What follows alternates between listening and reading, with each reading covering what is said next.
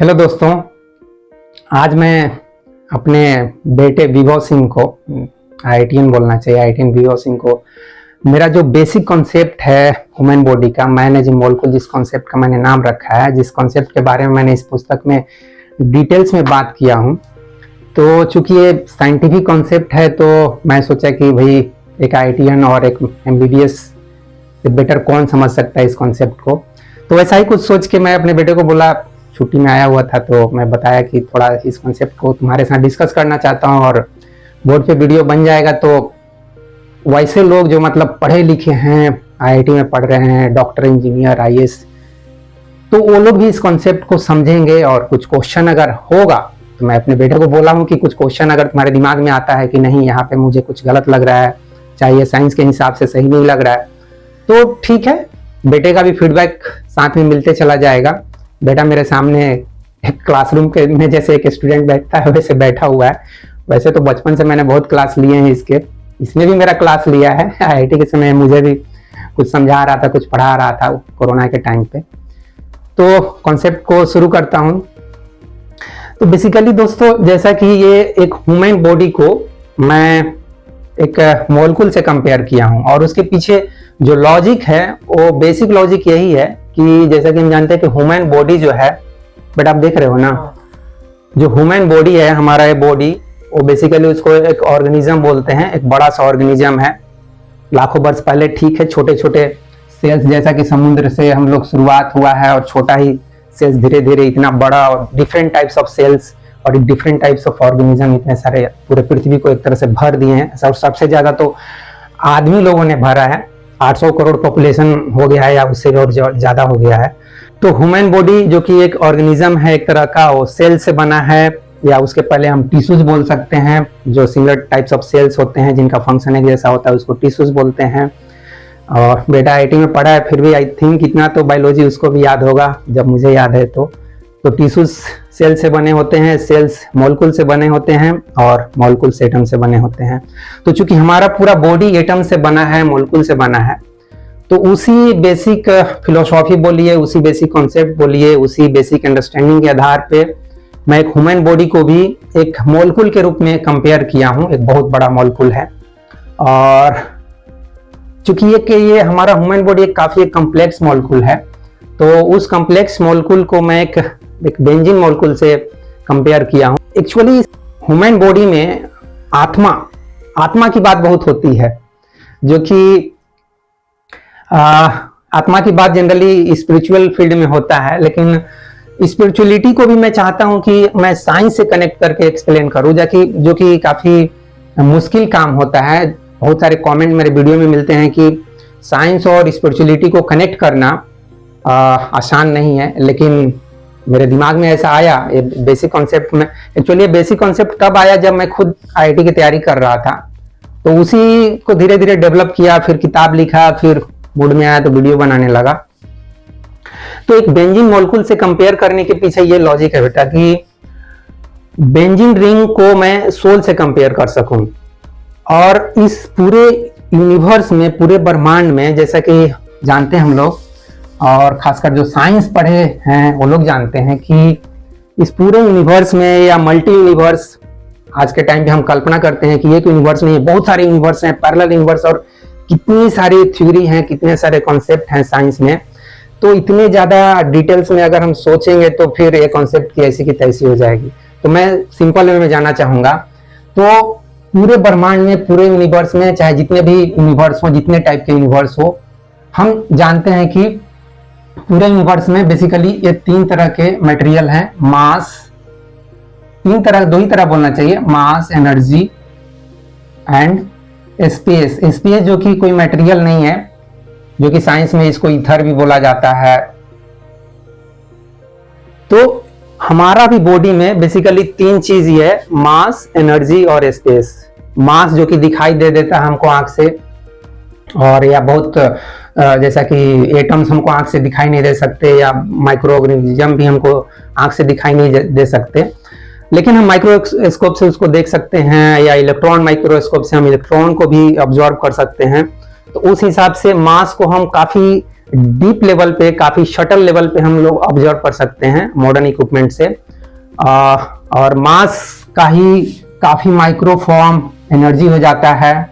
और स्पेस जो कि इसमें तो ना तो एनर्जी है ना मास है, स्पेस जो कि हम जिसको हम नथिंग बोल देते हैं, नथिंगनेस बोल देते हैं, जहाँ जिसमें कुछ भी नहीं होता है। और साइंस ही हमको बताता है कि जैसे कि एटम्स में, कोई भी एटम में इसका 99.9% जो है स्पेस होता है, एम्प्टी होता है, स्पेस होता है, खाली होता है, उसमें कुछ भी नहीं होता है। और सिर्फ 0.01% स्पेस में ही इसके इलेक्ट्रॉन, प्रोटॉन और न्यूट्रॉन समा जाएंगे। अगर उनको पूरा स्क्वीज कर दिया जाएगा तो वो सिर्फ 0.01% स्पेस में ही पूरा इलेक्ट्रॉन, प्रोटॉन, न्यूट्रॉन कॉन्सेंट्रेट हो जाएगा, उसका पूरा मास। तो हमारा बॉडी में भी बेसिकली ये तीन चीजें ही हैं, मास, एनर्जी और स्पेस। और उसी स्पेस को एक बेंजीन मॉलिक्यूल से कंपेयर करने में आसानी होता है। और मैंने भी काफी बेटा अध्यात्म को पढ़ा है, रजनीश कृष्णमूर्ति और विवेकानंद और भी फॉरेन के भी कुछ बुक्स पढ़े हैं। तो सबको पढ़ने के बाद एक चीज पता चलता है कि हमारा जो सोल है, हमारी जो आत्मा है, वो एक तरह की स्पेस है। तो दुनिया में या स्पिरिचुअलिटी के जितनी भी किताबें हैं, धर्म दर्शन अध्यात्म की जितनी भी किताबें हैं, उन किताबों को मैंने भी कुछ हद तक अपने लेवल पे अध्ययन किया है।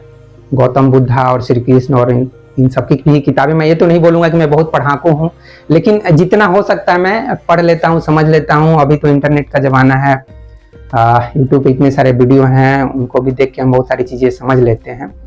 तो आत्मा को बहुत ही सूक्ष्म बताया गया है। इवन गीता में भी आप पढ़ेंगे तो परमाणु स्वरूप बताया गया है। परमाणु मतलब ये शब्द को मुझे आश्चर्य होता है कि हमारा हिंदू धर्म या हिंदू फिलोसॉफी ने इतने वर्षों पहले, हजारों वर्ष पहले इस शब्द को कम से कम, इस शब्द के बारे में कम से कम कल्पना तो किया था। जैसे कि बहुत सारे लोग हिंदू धर्म का मजाक भी उड़ाते हैं कि ऐसे ही अंधविश्वास है, वेद पुराण कुछ नहीं है। ठीक है, मैं भी ज्यादा यहाँ पे लॉजिक नहीं दूंगा कि वेद पुराण में बहुत सारा ज्ञान है, लेकिन दोस्तों कुछ जो शब्द हैं जैसे कि तत्वम, असी या यू आर दैट, इस टाइप के जो थिंकिंग है ना, वो निश्चित रूप से हमको एक इशारा करते हैं इसी स्पेस के तरफ।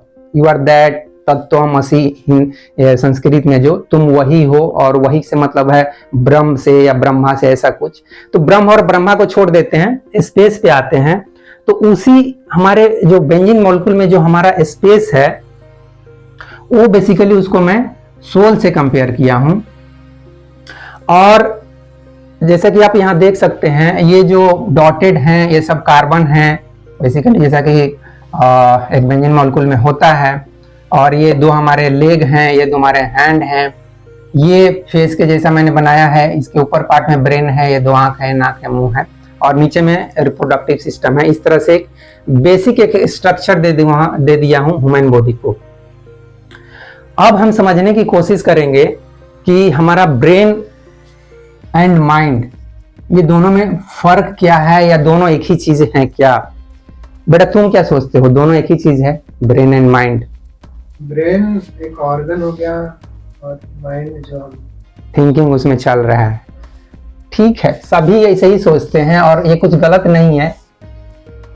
हमारा ब्रेन में जो भी थिंकिंग हो, ऑडियो, वीडियो, ड्रीम्स, डिजायर जो भी चलते हैं, उसको हम लोग माइंड समझते हैं। और ब्रेन हो गया उसका जस्ट लाइक हार्डवेयर, जो भी सोचते हैं, जो, हाँ, ब्रेन में हम लोग वो सब चीज सोचते हैं।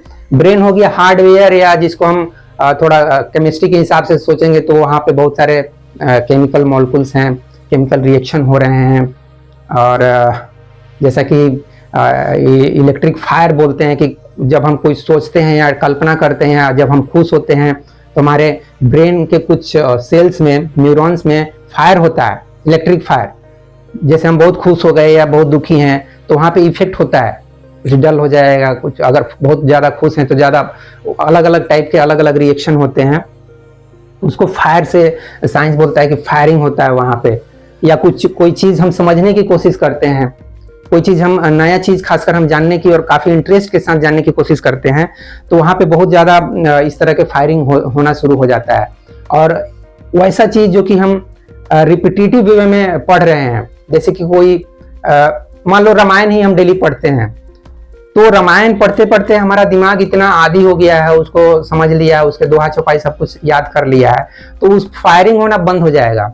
वहीं पे इस तरह का कोई कॉन्सेप्ट कोई पहली बार अगर देख रहा है, चाहे मेरा बेटा भी शायद पहली बार देख रहा है, तो आपके दिमाग में अगर बहुत ही ज्यादा इंटरेस्ट से देख रहे हैं तो आपके दिमाग में बहुत सारे इस तरह के फायरिंग होना शुरू हो जाएगा और वो आपके अंदर एक तरह का अंडरस्टैंडिंग पैदा करेगा, इंटेलिजेंस पैदा करेगा, अवेयरनेस पैदा करेगा। ये इसी सूक्ष्म लेवल के एक तरह के ये भी एनर्जी है। जैसे कि आइंस्टीन के अंदर अगर हम सोचे तो उनके अंदर काफी इंटेलिजेंस था, जो कि इतने डेप्थ में जाके E=mc² जैसा इक्वेशन दिए, मास एनर्जी को रिलेट कर दिए, स्पीड ऑफ लाइट के साथ किस तरह से मास और एनर्जी को रिलेट कर दिए। तो उतने डेप्थ में इमेजिन करना निश्चित रूप से काफी ये तारीफ की बात है, काफी गर्व करने की बात है कि कोई व्यक्ति इतने डेप्थ में जाके सोचा। तो माइंड इज नथिंग बट इसमें ऑडियो एंड वीडियो, इस दो तरह के एक्टिविटी होते हैं। ऑडियो हो गया साउंड और वीडियो हो गया इमेजेस के रूप में, कल्पना के रूप में, पिक्चर के रूप में। और हमारे माइंड में बेसिकली चलते क्या है वो हमारे ऊपर डिपेंड करता है। जैसे कि मैं अपने बेटे का माइंड रीड करूं तो उसके दिमाग में रिसेंटली प्लेसमेंट हुआ तो वो सब चीज़ थोड़ा सा चलेगा, अपने दोस्तों के बारे में थोड़ा सा चल रहा होगा, या अभी 1-2 दिन पहले IPL के क्या उसको बोलते हैं ऑक्शन चल रहा था तो उसके बारे में चल रहा है, इसको कितना में खरीदा गया, धोनी को कितना में खरीदा गया। काफी इंटरेस्ट है बेटा को क्रिकेट में, तो उसके दिमाग में ये सब स्पोर्ट्स काफी चलते रहता होगा। पिक्चर भी देखने में इंटरेस्ट है तो पिक्चर की कुछ चीजें चलेगी कि वो सीरीज को मैं इतने सारे देखा हूं। अभी कौन सा सीरीज देख रहा है, मत्स्य। तो अलग अलग, जैसे कि मेरे बारे में अगर मैं अपनी बात करूं तो मेरे दिमाग में चलता है कि मैं क्या वीडियो ऐसा बनाऊं कि लोगों में अवेयरनेस आए, जागरूकता है, लोग थोड़ा सा ज्यादा इंटेलिजेंट हो, ज्यादा लॉजिकल हो, ज्यादा रेशनल हो। और जो हमारे अंदर अंधविश्वास है, चाहे वो धार्मिक हो अंधविश्वास, चाहे वो धार्मिक के अलावा जाति, ये सब जो हमारे अंदर अंधविश्वास है, पूजा पाठ को लेकर अंधविश्वास है, वो सब कैसे दूर हो, हमारे अंदर जो नफरत है वो कैसे खत्म हो। तो इस तरह से चीजें हमारे अंदर, मेरे अंदर चलते रहता है। तो दोस्तों इस तरह से मैं इस वीडियो में ज्यादा वीडियो बड़ा नहीं करूंगा। तो इस वीडियो में बेसिकली मैं ये एक्सप्लेन करने की कोशिश किया हूँ कि हमारा जो ह्यूमन बॉडी है किस तरह से एक मॉलिक्यूल के जैसा है, किस तरह से हमारे ये 2 हाथ हो जाते हैं, ये दो हमारे पैर हो जाते हैं। ये जो कार्बन एटम्स हैं इसको बेटा हम लोग हमारे बॉडी में जितने सारे ऑर्गन्स हैं, लाइक हार्ट है, लिवर है, किडनी है, पैंक्रियाज है, और भी बहुत सारे ऑर्गन्स हैं, तो उसको हम कंपेयर कर सकते हैं। बिकॉज उसको फिर कंपेयर करने के लिए ऐसा नहीं कि अंदर में एक ऐसा एटम्स बनाते चले जाएंगे, ऐसा फंक्शनल ग्रुप बनाते जाएंगे, तब तो बहुत ही कॉम्प्लिकेटेड हो जाएगा। वैसे नहीं, इसको सिंपली आप जो भी कार्बन एटम्स है उसको आप इंटरनल हमारे जो ऑर्गन्स है उससे कंपेयर कर लीजिए। हैंड और ये सबको एक एटम से कंपेयर कर ही दिया हूँ, यहाँ एक रिप्रोडक्टिव सिस्टम से कंपेयर कर दिया हूँ। जो ऊपर में जो एक फंक्शनल ग्रुप सपोज कीजिए या एक कोई एटम सपोज कीजिए, इसको मैंने ब्रेन से कंपेयर कर दिया हूँ। और ब्रेन का माइंड जो होता है उसके बारे में मैंने अभी डिस्कस कर दिया।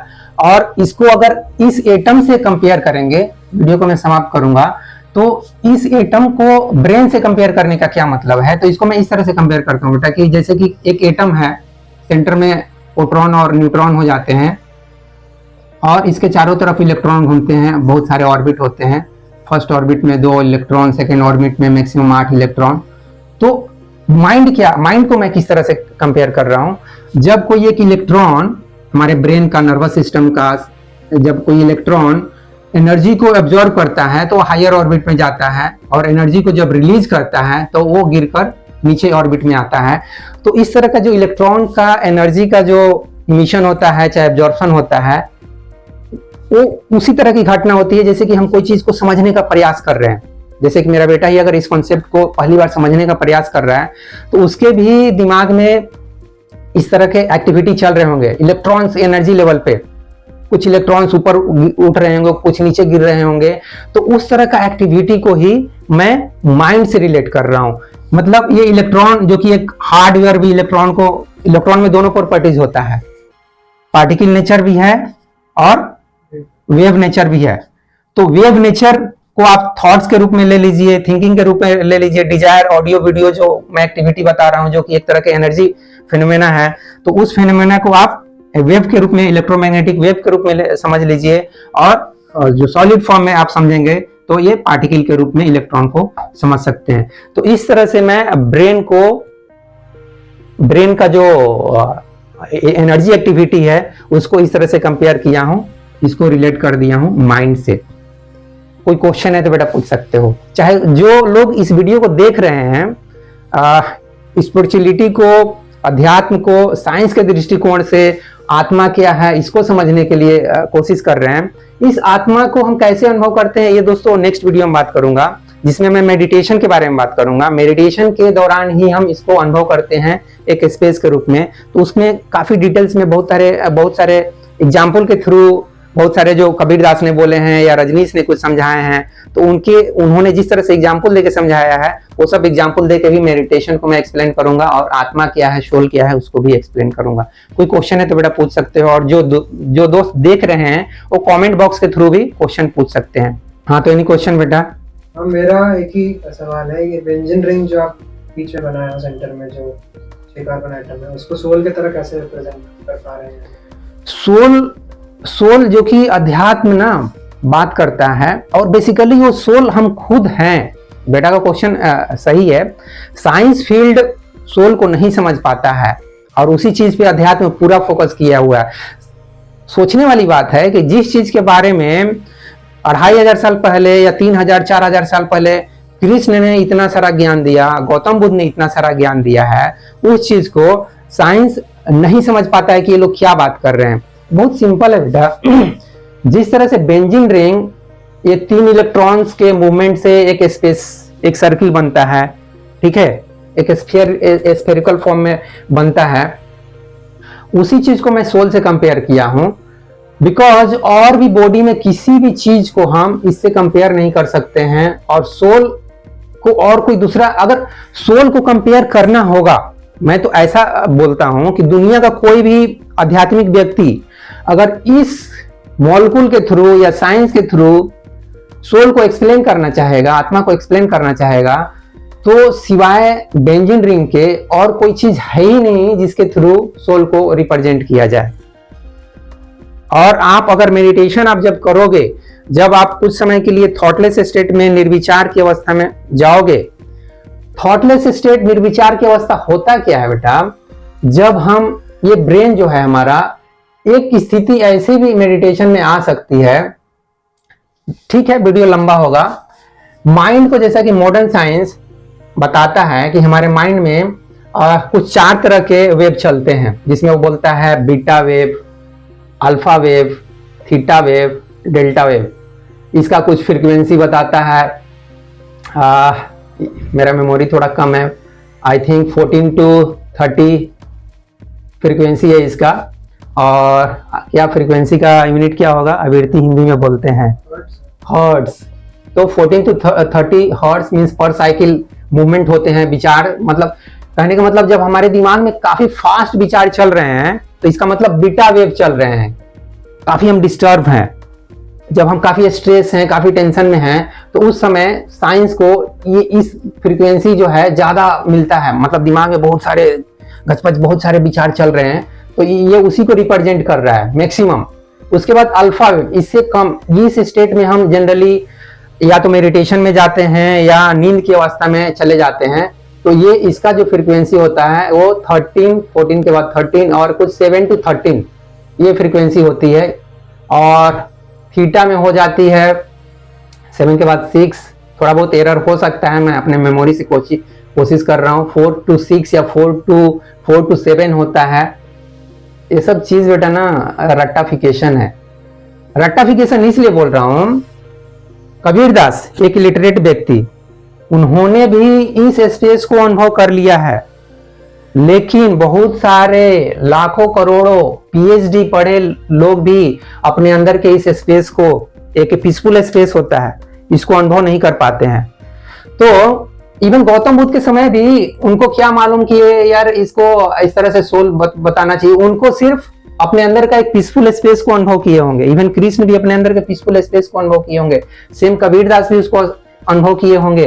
Even Rajneesh Krishnamurti, spiritual field के जितने भी लोग हैं, जो भी गहरे से गहरे स्तर पर अपने अंदर अनुभव किए होंगे, या रमन महर्षि, या आज के टाइम पे आचार्य प्रशांत, या मैं रामदेव बाबा को समझता हूँ कि वो भी अपने अंदर के इस स्पेस को अनुभव करते हैं, क्योंकि वो भी बात करते हैं निर्विचार की बात।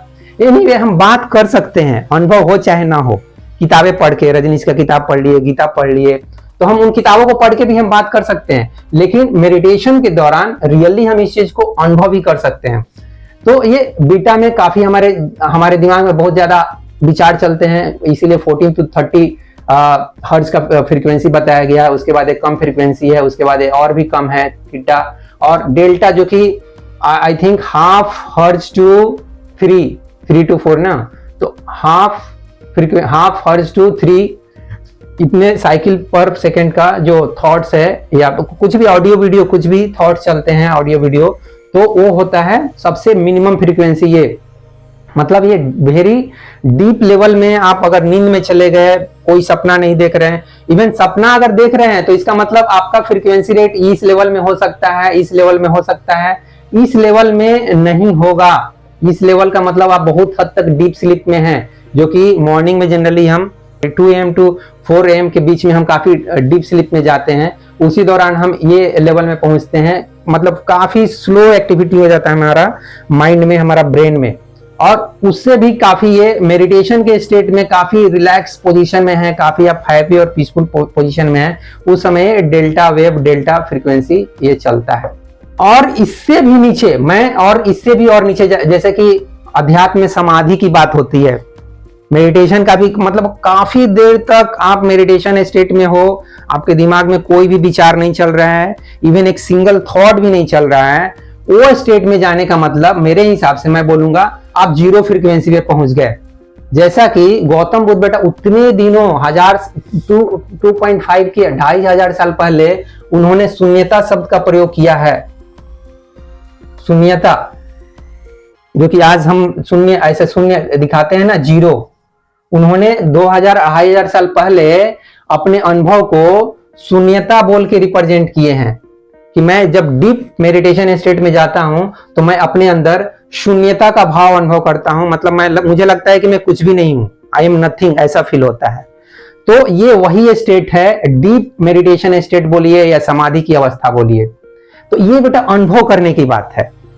ये थ्योरी तुम समझ लिए होगे, थ्योरी कोई भी IITian क्या, नॉर्मल जो 12th पास भी बेसिक फिजिक्स केमिस्ट्री मैथ जानता है, बायोलॉजी जानता है, इस पूरे कॉन्सेप्ट को इजीली समझ सकता है। इसके लिए बहुत ज्यादा आपको इंटेलिजेंट होने की जरूरत नहीं है। मैं IIT एग्जाम नहीं पास किया हूं, मैं बता रहा हूं, बहुत सारे वीडियो में बोल भी चुका हूं, और मेरे लिए काफी गर्व की बात है कि मेरा बेटा IIT एग्जाम पास किया। उस दिन रियली मेरा one of the happiest day है, जिस दिन मुझे मालूम बेटा का रिजल्ट मालूम चला था। तो मैं ये बोलना चाहता हूं कि ये चीज समझने के लिए साइंस के लेवल पे ठीक है 12th क्लास का नॉलेज चाहिए, लेकिन आप गौर करो बेटा कि कबीरदास जैसा व्यक्ति जो बोलता है मसी कागज छुओ नहीं, मैंने कभी कागज और पेपर छुआ नहीं है, फिर भी वो इस चीज को समझ लिए। और उन्होंने एक दोहा बोला है, क्या दोहा है, एक लाइन में मुझे याद रहता है कि जब मैं था तब तू नहीं, जब तू था तो मैं नहीं।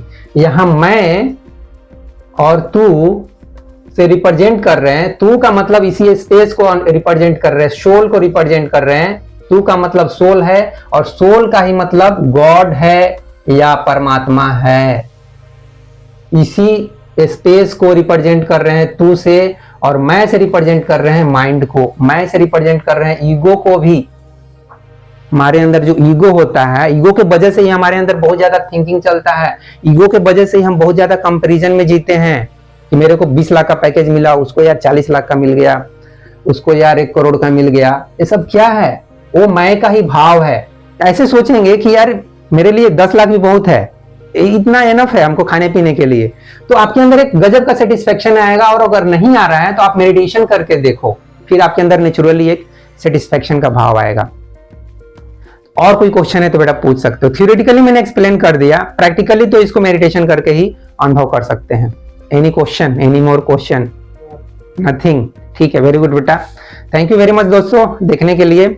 जो भी आपके भी क्वेश्चन हैं, जैसे कि बेटा ने डायरेक्ट क्वेश्चन हिट कर दिया सोल के ऊपर, क्योंकि बाकी सब चीजें तो यार कोई भी IITian, कोई भी MBBS का स्टूडेंट समझ सकता है, कोई बहुत बड़ी बात नहीं है समझना। लेकिन ये जो चीज है ये निश्चित रूप से एक्सपीरियंस का विषय है। इसको सिर्फ रजनीश का आप हजारों किताब पढ़ लो, रजनीश ने बहुत ज्यादा लेक्चर दिए हैं अध्यात्म के ऊपर, चाहे कृष्णमूर्ति का बहुत सारा लेक्चर है, चाहे गीता पढ़ लो, चाहे और भी दुनिया में बहुत सारे लेक्चर दिए हैं, फॉरेन लोगों ने, राइटर ने और स्पीकर ने लेक्चर दिए हैं इसके ऊपर। लेकिन जब तक आप मेडिटेशन को अनुभव नहीं करते हो, मेडिटेशन करके नहीं देखते हो, थिंकिंग लेस क्या स्टेट होता है, नो माइंड स्टेट क्या होता है, तब तक आप इस स्पेस को, इस बेंजिंग रिंग को, इस सोल को, जो कि आप खुद हो, क्योंकि जब आप नथिंगनेस के स्टेट में चले जाते हो, मेडिटेशन के थ्रू नथिंगनेस के स्टेट में जाते हो, तब आप यही चीज को अनुभव करते हो एज ए स्पेस, क्योंकि आपका मास दिखाई दे रहा है। मास को अनुभव क्या करना है, मास आपको क्लियर दिखाई दे रहा है बाहर से। एनर्जी आप हो, एनर्जी आप हो, उसी एनर्जी के थ्रू मैं बात कर रहा हूं, वही एनर्जी के थ्रू मैं बात कर रहा हूं। मेरे अंदर कुछ केमिकल एनर्जी चल रहा है, वो केमिकल एनर्जी साउंड एनर्जी में कन्वर्ट हो रहा है, ब्रेन में इलेक्ट्रिकल एनर्जी में कन्वर्ट हो रहा है, साउंड एनर्जी में कन्वर्ट हो रहा है, सब साइंस का विषय है। लेकिन ये इसीलिए इस चीज को बोला जाता है यार ये नॉन मेटेरियल है, इस चीज को नॉन मेटेरियल भी बोला जाता है। ये स्पिरिचुअलिटी में नॉन मेटेरियल सोल को हमेशा बोला जाता है। इसको मेटेरियल से हम नहीं समझ पाएंगे तो समझ नहीं पाएंगे, लेकिन अनुभव तो कर सकते हैं। और जब कबीरदास एक अनपढ़ व्यक्ति अनुभव कर लिया तो सोचने वाली बात है कि आज के टाइम पे कम से कम इंडिया में 70% लोगों को शिक्षित बोला जाता है। ये शिक्षित लोग तो कम से कम समझ लें, और वर्ल्ड लेवल पे जाएंगे तो दूसरे देश के लोग तो कम से कम 90% एजुकेटेड हैं। वो लोग तो कम से कम इस थ्योरी से समझ लें कि भैया ये कुछ अभय नाम का एक लड़का कुछ बताना चाह रहा है, थोड़ा मेडिटेशन को समझते हैं, थोड़ा सोल को अनुभव करते हैं, क्या है स्पिरिचुअलिटी में हजारों सालों से इतनी जो बातें की गई है। जीसस साहब ने कुछ बताया है, गौतम बुद्ध ने बताया है, कबीर ने बताया, कृष्णमूर्ति ने बताया, रजनीश, इतने सारे लोगों ने बताया। फॉरेन के नाम तो मैं बहुत सारे जानता भी नहीं हूँ। एक गुरजीएफ थे, उनके कुछ नाम याद आता है, रमन महर्षि तो इंडियन है। इंडिया के लोग ही बहुत ज्यादा अध्यात्म का बात किए हैं, दूसरे देश के लोग इतने ज्यादा बात नहीं किए। वो लोग साइंस का बात करेगा, वो लोग ये सब की बात करता है, इसकी बात कम करता है। इंडिया वाले, इंडिया के जितने भी हाई लेवल के थिंकर हुए वो इसकी बात करते ज्यादा है। अध्यात्म में सोल की बात, आत्मा की बात बहुत की जाती है। तो एनीवे दोस्तों, ये वीडियो काफी लंबा हो चुका है। अब जो भी क्वेश्चन होगा नीचे कमेंट बॉक्स में लिख सकते हैं, बाकी और सिरे वीडियो में मैं एक्सप्लेन करता हूं। तो इस वीडियो में बस इतना ही। जय हिंद, जय भारत और जय विश्व, जय भगवान। Thank you very much friends.